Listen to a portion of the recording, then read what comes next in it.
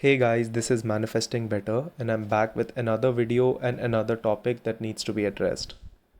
I also have an Instagram account, the link for that is in the description box below. Coaching is also available, the link for that too is in the description box below.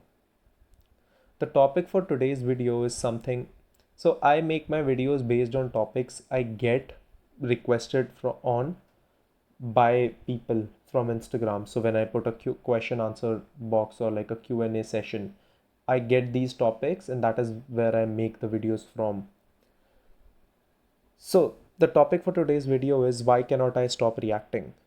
Because somewhere I believe that you guys want to, but there is a deeper issue behind it. That's why you are not being able to. So it's not always about that I am not wanting to do that. It's somewhere because there is something that is blocking you from actually changing. So let's cover it. Let's cover the reasons because there can be 1,000 reasons for it. Many of them I will cover in this video. See, in the end, it will mostly come down to your self concept as it usually does. And trigger warning, I guess, because this post will trigger a lot of you and a lot of your old stories. So just telling you guys in advance.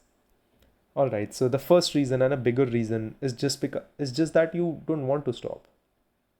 It's just because you keep saying I want to change, but you don't want to because chasing is very addictive.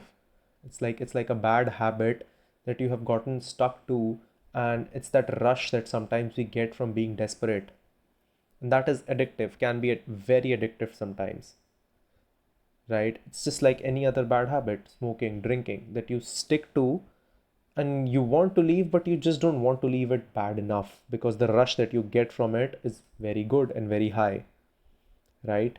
And changing is sometimes difficult. Secondly, it's because you feel that this is all that you deserve. It's a very big reason. It's because you feel that this is all that you can get. It's because somewhere you have put yourself so down that getting scrapes of validation from a person makes your day. And you feel that getting a text or a call is what you're worth. Is because somewhere you have made yourself believe that being abused or being harassed or not being treated properly is what you deserve. And somewhere you just get okay with that, somewhere you just have settled with this life, and somewhere you have accepted that, oh, this is what my life is supposed to be. Third is because you're not committed. It's because you're halfway there and you're halfway here. It's because you don't understand that you don't have a choice, because you have to change. And this is why some people are always finding excuses to not change. This is something I see under comments in my posts on Instagram a lot. It's like, why should I change my self concept? That person got their results without changing their self concept. It's like you are always finding a shortcut. You're always finding a way out. You're always finding to not something to not work on what actually needs to be worked on, to not be in charge of your life, to not be in charge of your emotions, to not be in charge of your state of being. That's why sometimes it's very, very common to get stuck with these things where obsessively affirming and bypassing your resistance and all these things, ignorance of all that, escapism is so promoted and is so highly magically promoted. It's why sometimes techniques like, oh, drink this sip of water and you will magically get that text or call. Like, if your belief system is behind it, it might work out for you once or twice, but it's not a real change, and only real change is sustainable. Fourth reason, your identity, your whole life is based on you being a victim. You would actually be nothing if you were not a victim. Because all of your actions, all of your desires, and all of your behaviors are driven from wanting to feel sorry for yourself.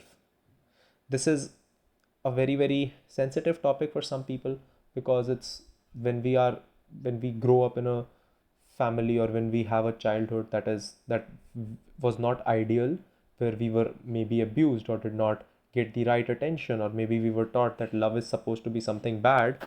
We keep and that is all how we have built our whole self concept. Like, I had this client who, because he had a lot of trauma, he ended up becoming a therapist, but his whole identity was based on being a therapist, based on being a trauma victim. So that's why sometimes it's very, very difficult to let go of that. See, your why is very important, and your why will sometimes be the deciding factor when you are about to indulge in the same bad habit of reacting. It will stop you from doing so, right? That is why sometimes we also have so unrealistic. That is why, because we somewhere feel like we don't deserve to change, and somewhere we feel like we shouldn't change, is we keep unrealistic expectations on ourselves. So it's like, I know, let's say it's self-sabotage. Let's say I don't meditate any day at all. Let's say I don't work out at all, and the next day I'm like, I will work out 5 hours a day from now every day. I'm not saying this is not attainable, but this is a recipe to fail, because it's highly unlikely that you will do it in the first go, because you somewhere in your mind know that you won't be able to do it in the first go. That's why you are doing it. That's why you are planning a plan like this, so that you can end up a victim out of this again.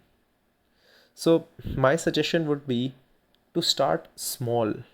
Maybe start with 5 minutes. Let's say you want to start a habit of meditating, start with 5 minutes a day. Start to put yourself first once every day. Start to wake up 20 minutes early. I'm not saying that bigger things are not possible, they definitely are. But sometimes we put very high standards on ourselves because we somewhere are not ready to let go of the old lax state, because it's comforting, like I explained in the first point, right? And another reason, last reason, would be we are just uncomfortable with getting what we want because we haven't gotten it for a very, very long time, because we don't know what it would be like.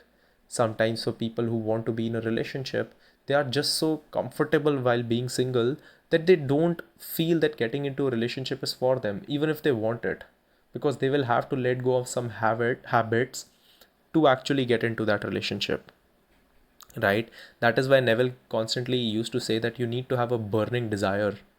The burning desire was not to sustain that burning desire. The burning desire was the burning desire to change.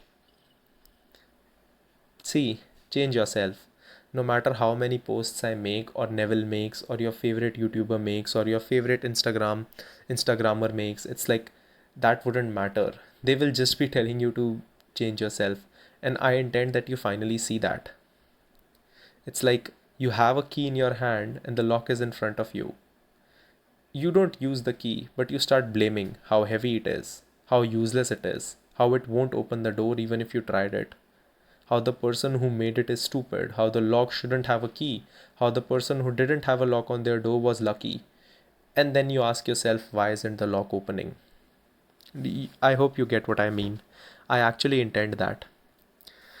I am any video recommendations you have, please put it down in the comments below. I will check it, and I will see you in the next one.